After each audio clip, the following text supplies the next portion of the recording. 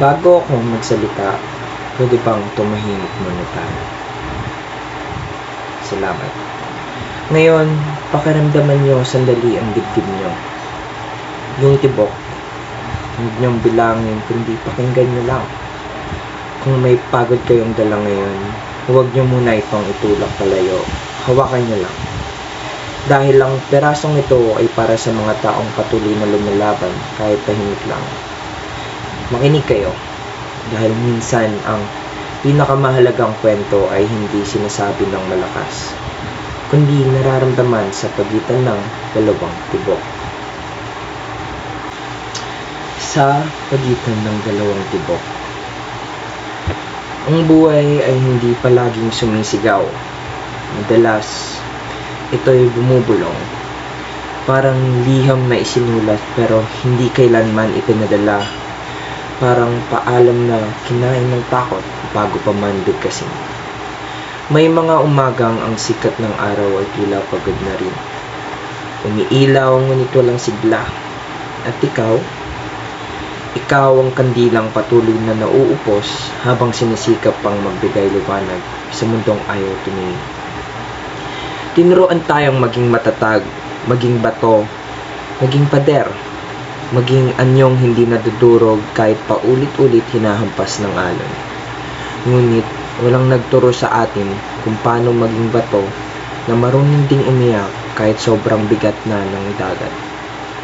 May mga gabi na ang dibdib ay nagiging karagatan, malalim, maingay, puno ng mga tanong na walang pampang at walang sagot.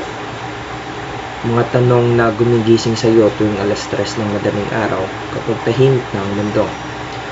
At ikaw na lang ang kausap ng sarili mo. At sa gitna ng laot na iyon, may munting liwanag.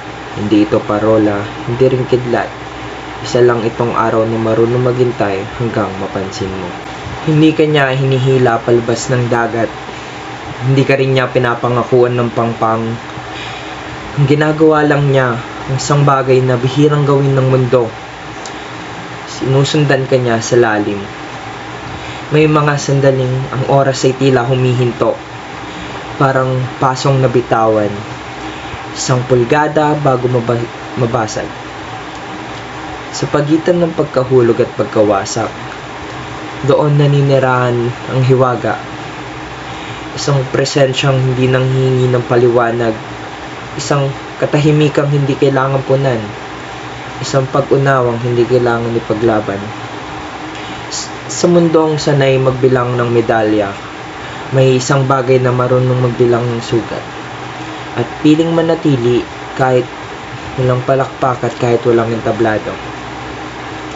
Kung ang buhay ay digmaan, hindi lahat ng panalo ay may sigaw. May mga tagumpay na tahimik lang. Yung pagising sa umaga kahit ayaw mo na. Yung pagpili na manatili kahit napapagod ka na. Unti-unti mong mauunawaan, ang lakas ay hindi laging kamao. Minsan ito ay palag na nanginginig pero hindi bumibitaw. Sa bawat paghinga, may lihim na panata. Sa bawat tibok, may pangalang hindi binibigkas. Hindi dahil bawal, kundi dahil sagrado. At kung sakaling dumating ang araw na wala ang lahat, pangarap, pangalan, direksyon, may isang bagay na mananatili. Parang ugat sa ilalim ng lupa. Hindi nakikita, hindi pinagmamalaki, pero bumubuhay. Ito ang dahilan kung bakit patuloy kang humihinga kahit pagod na. Ito ang dahilan kung bakit bumabangon ng puso kahit sugatan. At sa pagitan ng dalawang tibok, doon mo mararamdaman ang pinakatahimik ngunit pinakamatapang na katotohanan. Hindi lahat ng nagliligtas ay sumisigaw ng pangalan mo.